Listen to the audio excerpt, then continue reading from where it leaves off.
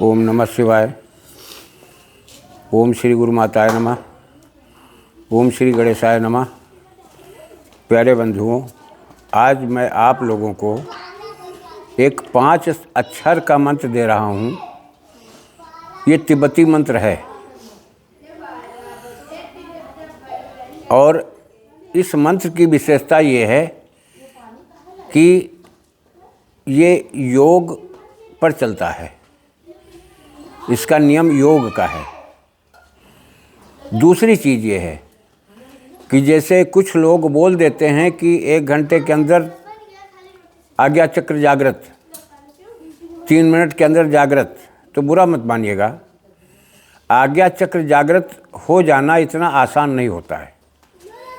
आज्ञा चक्र जागृत जो कोई बोल दे तो आप उससे पूछ सकते हो कि भाई मेरे आज्ञा चक्र कैसे जागृत हो गया। तुम्हारा अगर जागृत है तो तुम कुछ करके दिखाओ। आज्ञा चक्र जिसका जागृत होता है, मात्र कल्पना करने मात्र से जो इच्छा होगी उसकी वो वस्तु सामने हाजिर हो जाएगी। आज्ञा चक्र तब समझो कि जागृत है। आज्ञा चक्र जागृत है तो आप किसी कहीं दुनिया में बैठा हुआ व्यक्ति, आप चिंतन करने की आपको आना है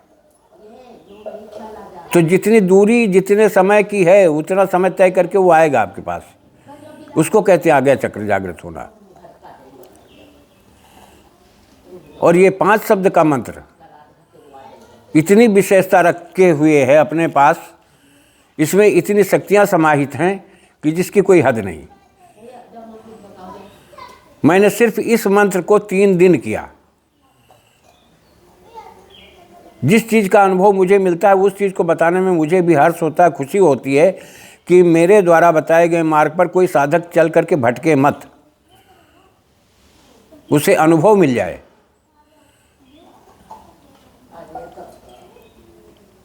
पहला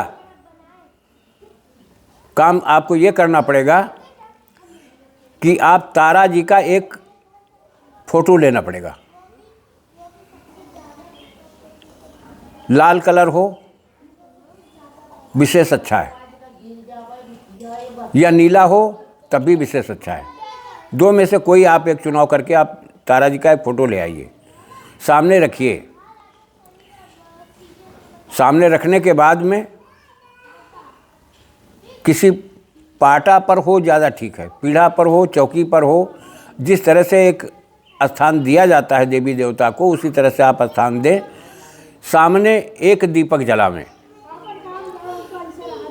लेकिन दीपक जलेगा चौमुखी, इसमें एक मुख का दीपक नहीं जलता है। ध्यान रखना इस चीज़ को। आपके पास सुविधा घी की नहीं है तो मीठा तेल जलाओ, तिल्ली का तेल जलाओ, मूंगफली का तेल जलाओ, सरसों का तेल जलाओ, लेकिन दीपक चौमुखा ही जलेगा। और इतना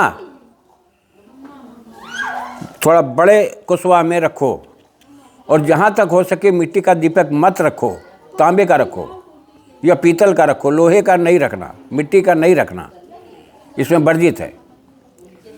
अब माता जी की तरफ ध्यान करते हुए, त्राटक करते हुए आपको जाप करना है। तो देखिए, दृष्टि आपकी माँ के फेस के ऊपर होगी और चिंतन आपका कहाँ होगा? आपकी नाभि पर, अपनी नाभि पर।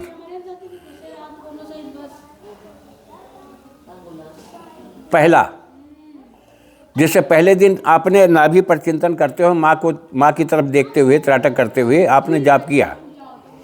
फिर दूसरे दिन हृदय पर, तीसरे दिन कंठ पर, चौथे दिन अपने आज्ञा चक्र पर। ये इसका नियम है। और कुछ रहस्य ऐसे हैं कि जो मैं वीडियो में नहीं बताऊंगा। आपको खुद ही जब अनुभव होगा, खुद ही अनुभव होगा। हाँ, ये ज़रूर है, इस मंत्र के द्वारा आपका आज्ञा चक्र भी जागृत हो जाएगा। आप जब नाभि पर ध्यान करोगे, इसका प्रभाव मैं बता रहा हूँ। अगर आप असमर्थ हैं, आपके घर में भोजन का भी ठिकाना नहीं हो, अगर नाभि पर ध्यान करते हो इसका, तो भोजन की व्यवस्था बन जाएगी, कहीं ना कहीं से इंतजाम हो जाएगा। अगर हृदय पर इसका ध्यान करते हो तो इसका कार्य ये होगा कि आपको बहुत से लोगों से जोड़ देगा, बहुत से लोग आपसे प्रेम करेंगे। जब कंठ पर ध्यान करोगे तो आपकी वाणी में इतनी सुशीलता, इतनी मधुरता, इतने शब्दों में प्रिय लगने वाले शब्द ही आप बोलेंगे, कटुता आपकी खत्म हो जाएगी। और जब आज्ञा चक्र पर, लास्ट में चौथे स्थान पर जब आज्ञा चक्र पर आओगे, यहाँ पर जब ध्यान करोगे, तब धीरे धीरे धीरे धीरे तुम्हारा वो चक्षु, सिक्स सेंस जिसको बोलते हैं, थर्ड आई भी बोलते हैं, आज्ञा चक्र भी बोलते हैं, ये धीरे धीरे खोलना शुरू होगा। तो आपको ये दर्द होगा, मैं पहले ही आगाह किए दे रहा हूँ, दर्द होगा, शरीर में तुम्हारे वाइब्रेशन होगा। जैसे नाभि पर आप ध्यान करना शुरू करोगे तो हल्की हल्की वाइब्रेशन तुमको महसूस होगी। ये आपके ऊपर निर्भर है कि आप कितनी निर्भरता के साथ, कितनी लगन के साथ इस मंत्र का जाप करते हो। मंत्र कोई बड़ा विशेष नहीं है। हुम मणि पद में वज्रा हुम, हुम मणि पद में वज्रा हुम, हुम मणि पद में वज्रा हुम। लेकिन इसका तरीका है, एक वॉइस में, एक आवाज में आपको बोलना होगा।